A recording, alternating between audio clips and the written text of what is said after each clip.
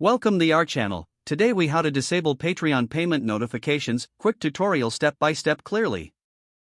To disable Patreon payment notifications, start by logging into your Patreon account. Once logged in, navigate to your profile icon in the top right corner of the screen. Click on the profile icon to reveal a drop-down menu. From the drop-down, select Account Settings. In the Account Settings menu, look for the Notifications tab. Click on the Notifications tab to access your notification preferences. Under the Notifications section, locate the settings for payment notifications.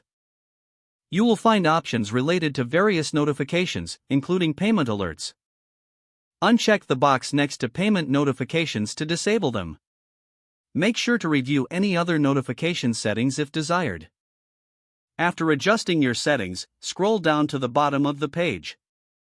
Click on the Save Changes button to apply your new settings. You should now no longer receive payment notifications from Patreon.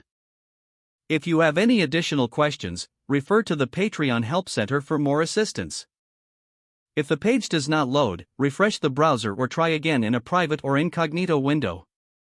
Make sure you are using the correct email address, then retype it carefully to avoid small typos. If your password is not accepted, use the reset option and create a new strong password you can remember. Check your spam folder for verification or security emails, then complete any requested confirmation steps. Enable two-factor authentication if available to improve account security and reduce unauthorized access risk. After signing in, review your profile details so your contact information and settings are accurate and current. If you see an error message, note it down and try again after restarting your device and internet connection.